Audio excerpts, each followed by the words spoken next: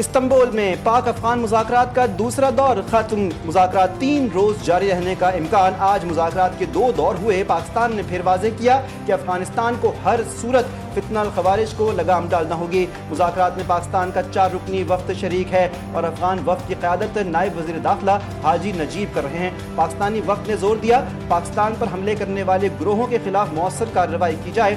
ترجمان دفتر خارجہ طاہر حسین اندرابی کے مطابق پاکستان کی دوحہ مذاکرات کے تحت افغانستان کی صورتحال پر نظر ہے۔ امید ہے کہ افغانستان اپنی سرزمین پاکستان کے خلاف استعمال نہیں ہونے دے گا۔ افغانستان کی جانب سے پاکستان کے خلاف ڈیموں کے معاملات کافی عرصے سے چلے آ رہے ہیں۔ پاکستان دریائے کنڑ کے حوالے سے عالمی قوانین کی پاسداری کرے گا۔ پاک افغان مذاکرات کامیاب نہ ہوئے تو افغانستان سے کھلی جنگ ہوگی۔ بھارت کے خلاف ایک جنگ لڑ چکے ہیں۔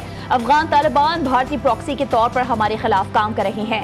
وزیر دفاع خواجہ محمد آصف نے 2 ٹوک الفاظ میں بتا دیا۔ میڈیا سے گفتگو میں کہا آپشنز ہیں، بات طے نہ ہوئی تو پھر وار ہوگی۔ 4-5 روز سے کوئی واقعہ نہیں ہوا۔ ہم نے 40 سال افغانوں کی مہمان نوازی کی۔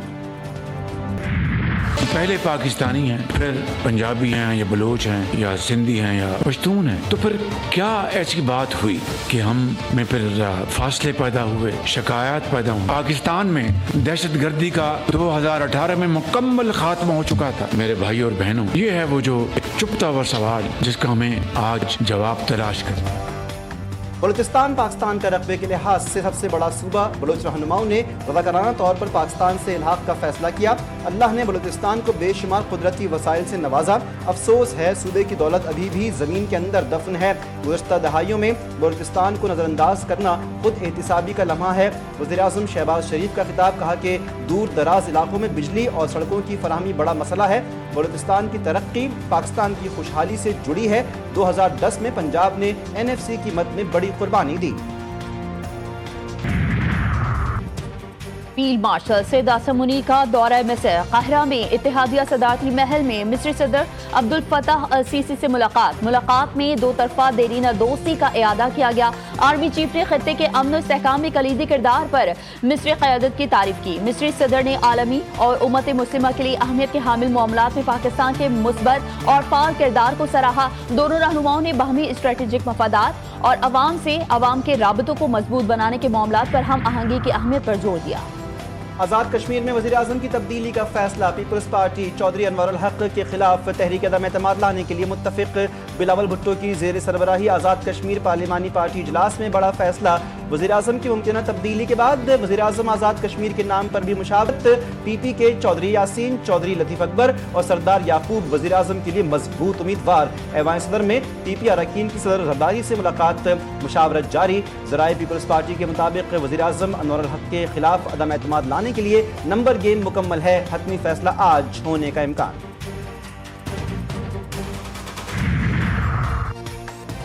نون لیگ کو انوار الحق کی حمایت سے بدنامی کے سوا کچھ نہیں ملا۔ نون لیگ نے موجودہ وزیر اعظم آزاد کشمیر کی حمایت ترک کر دی۔ وزیر مملکت برائے داخلہ سینیٹر طلال چودھری نے اپنے ایک بیان میں کہا ہے کہ اب انوار الحق کو خود ہی سوچ لینا چاہیے۔ نون لیگ نے آزاد جموں کشمیر اسمبلی میں اپوزیشن میں بیٹھنے کا فیصلہ کیا ہے۔ موجودہ وزیر اعظم آزاد جموں کشمیر باتیں بہت کرتے ہیں مگر کارکردگی صفر ہے۔ اب وقت آ چکا ہے کہ وہ فیصلہ کر لیں۔ تحریک لبیک پر پابندی، الیکشن کمیشن تذبذب کا شکار۔ TLP پر دہشت گردی ایکٹ کے تحت پابندی عائد کی گئی۔ پابندی کے باوجود TLP سیاسی جماعتوں کی فہرست میں شامل ہے۔ سیاسی جماعت پر پابندی صرف آرٹیکل 17 کے تحت ریفرنس کے ذریعے عائد ہو سکتی ہے۔ الیکشن ایکٹ کی شق 212 کے تحت بھی ریفرنس بھیجا جاتا ہے۔ دہشت گردی ایکٹ کے تحت پابندی سے TLP کی سیاسی حیثیت ختم نہیں ہو سکتی۔ TLP بطور سیاسی جماعت کمیشن کے ساتھ رجسٹرڈ رہے گی۔ موجودہ قوانین کے مطابق TLP انتخابات میں حصہ بھی لے سکتی ہے۔ کراچی میں SIU کی زیر حراست تشدد سے جاں بحق نوجوان کا پوسٹ مارٹم مکمل۔ عرفان کے جسم پر چوٹوں کے نشانات پائے گئے۔ موت کی وجہ کیمیکل ایگزامینیشن کے بعد معلوم ہو سکے گی۔ ایڈیشنل IG کراچی کا نوٹس SSP کورنگی، انکوائری افسر مقرر۔ عرفان کی تدفین اس کے آبائی شہر بہاولپور میں کی جائے گی۔ مقتول عرفان بہاولپور سے پہلی بار کراچی گھومنے آیا تھا۔ SIU نے 4 روز تک حراست میں رکھا۔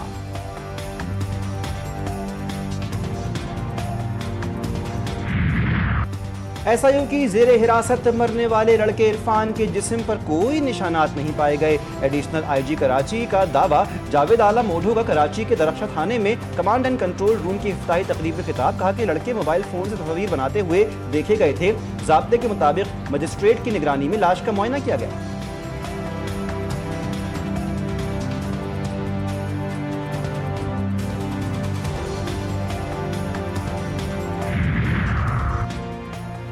SIO کی حراست میں نوجوان کی ہلاکت کا واقعہ مقدمہ لواحقین کے بجائے سرکاری مدعیت میں درج. صدر تھانے میں درج FIR کے مطابق پولیس پارٹی نے عرفان اور ساتھیوں کو مشتبہ جان کر حراست میں لیا. انٹیروگیشن کے دوران عرفان بے ہوش ہو کر زمین پر گر گیا. مقدمے میں سے 2 ASI اور 4 اہلکار نامزد. متوفی نوجوان عرفان کے اہل خانہ نے سرکاری مدعیت میں درج FIR مسترد کر دی. لواحقین کا سہراب گوٹ ایدھی سرد خانے کے باہر احتجاج کے باعث ٹریفک معطل, گاڑیوں کی لمبی قطاریں. نوجوان کی ہلاکت پر شہریوں کا اظہار مذمت. کہا کہ پولیس گردی نئی نہیں ہے, ایسے واقعات ماضی بھی ہوتے رہے ہیں. واقعے میں ملوث پولیس افسران کو گرفتار کر کے سخت سزا دی جائے.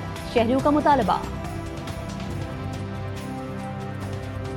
بیچارہ معصوم لڑکا تھا, اس کا کیا قصور تھا؟ اس کے ساتھ انہی کالی بھیڑوں نے تھانے کے اندر تشدد کر کے اس بیچارے کو جان سے مار ڈالا. یہ صرف ان اہلکاروں کے ساتھ کارروائی نہیں ہونی چاہیے بلکہ اعلیٰ حکام سے ہماری درخواست ہے کہ پوری ٹیم کے خلاف ان کو ایکشن لینا چاہیے. اس بار یہ اس کو جو مارا گیا ہے یہ غلط مارا گیا ہے, ناجائز مارا گیا ہے. اس کو ایسا کرنا نہیں چاہیے پولیس کو. آئندہ کچھ لوگ بھی ہوں گے اس کو بھی یہ چیز لگے گی کہ یہ غلط ہوا ہے, لیکن جو بھی ہوا ہے غلط. PIA کا برطانیہ کے لیے فلائٹ آپریشن. وزیر ایویشن نے آپریشن بحالی کا افتتاح کیا. برطانوی ہائی کمشنر اور دیگر آفیشلز کی تقریب میں شرکت. وزیر ایویشن نے کہا یہ کامیابی موجودہ حکومت کی ترجیحات کا درستی کا نتیجہ ہے. جب ہماری ایئر لائن پر پابندی لگی تو ملک کا امیج خراب ہوا. برطانیہ یورپ میں سفارتکاروں نے پاکستان کا مقدمہ بھرپور انداز میں لڑا.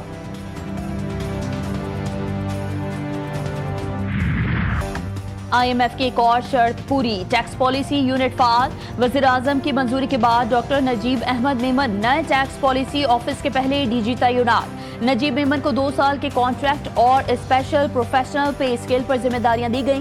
نیا ادارہ ٹیکس پالیسی, محصولات کی پیش گوئی اور تحقیقی تجزیہ کرے گا, جبکہ FBI صرف ٹیکس وصولی اور انتظامی معاملہ سنبھالے گا. IMF کا تکنیکی مشن نومبر کے پہلے ہفتے پاکستان آئے گا اور اس آفس کو فعال بنانے میں معاونت کا جائزہ لے گا. پنجاب بھر میں دفعہ 144 کے نفاذ میں 8 روز کی توسیع. احتجاج, جلسے, جلوس, ریلیوں, دھرنوں پر پابندی عائد. محکمہ داخلہ پنجاب کے مطابق 4 یا زائد افراد کے عوامی مقامات پر جمع ہونے پر پابندی ہوگی. ہر قسم کے اسلحے کی نمائش پر پابندی ہوگی. لاؤڈ اسپیکر کا استعمال ممنوع.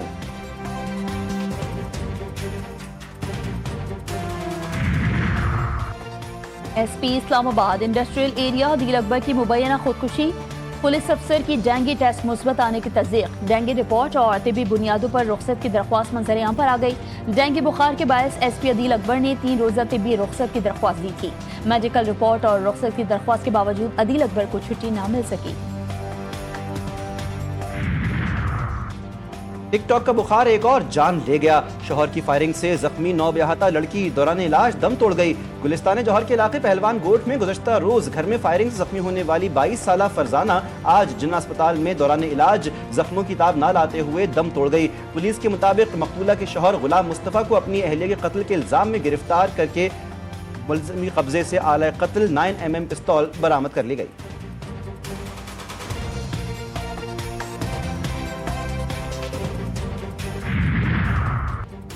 عورت کی رضامندی کے بغیر عدالت خلا نہیں دے سکتی. سپریم کورٹ کا گھریلو تشدد اور عورت کو نکاح ختم کرنے کے حق سے متعلق اہم فیصلہ جاری.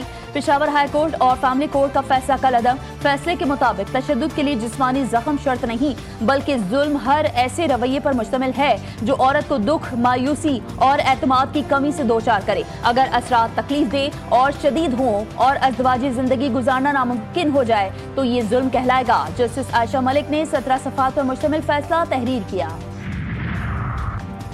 PIA کا ایک اور انوکھا کارنامہ. دبئی سے ملتان آنے والی پرواز PK 222 کے درجنوں مسافروں کا سامان دبئی میں چھوڑ دیا. ملتان ایئرپورٹ پہنچنے پر مسافروں کو بتایا گیا کہ ان کا سامان طیارے میں موجود نہیں, دبئی میں رہ گیا ہے.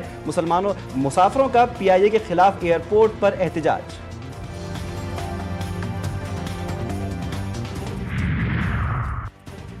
दुश्मन की किसी भी जारहियत के खिलाफ फौज और अवाम सीसा पिलाई हुई दीवार साबित होंगे। DG ISPR lieutenant general Ahmad शरीफ चौधरी का मर्दान के मुख्तलिफ जामियात और मदारिस का दौरा, तलबा और असातिज़ा के साथ खुसूसी नशिस्त हुई। तर्जुमान पाक फौज ने पाकिस्तान अफगान कशीदगी, दहशतगर्दी के खिलाफ मौसर इक़दामात और सिक्योरिटी सूरत हाल पर तबादला ख्याल किया। तलबा और असातिज़ा का गाजियान और शहदा को खराज तहसीन।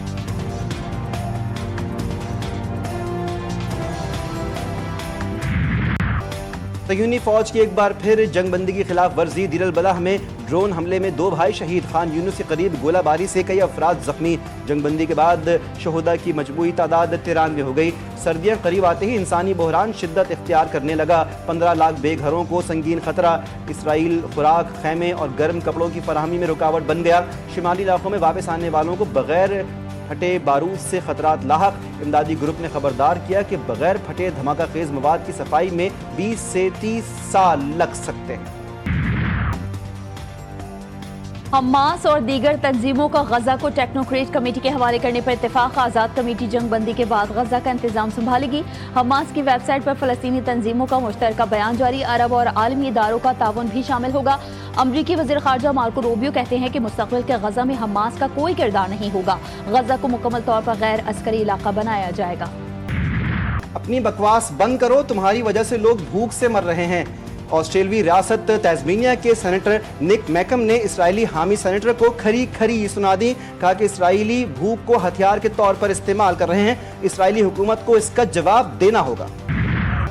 इंतखाबी मुहिम के पहले दिन से मुखालफीन ने मुसलमान होने पर निशाना बनाया। न्यूयॉर्क के इलाके ब्रॉन्क्स में मस्जिद के बाहर जज्बाती तकरीर करते हुए न्यूयॉर्क मेयर के लिए डेमोक्रेट पार्टी के नामजद उम्मीदवार जोहरान ममदानी ने कहा कि उन पर इंतखाबी मुहिम के दौरान नस्ल परस्ताना और बेबुनियाद इल्जामात लगाए गए हैं। बाद सियासी कमेटियों ने ऐसे इश्तिहारात चलाए जिनमें उन्हें दहशतगर्द जाहिर किया गया। बाबूसर टॉप और नारायण का गान के पहाड़ों पर बर्फबारी। पहाड़ों पर हर सू सफेदी छा गई। बर्फबारी के बायस सर्दी की शिद्दत में इजाफा। सयाहों की बड़ी तादाद मौसम का लुत्फ उठाने बाबूसर टॉप पहुंच गई। बर्फबारी के बायस बाज मकामात पर ट्रैफिक की रवानी मुतासिर। महकमा मौसमियात के मुताबिक बाबूसर टॉप और नारायण का गान में वक्फे वक्फे से बर्फबारी का इम्कान।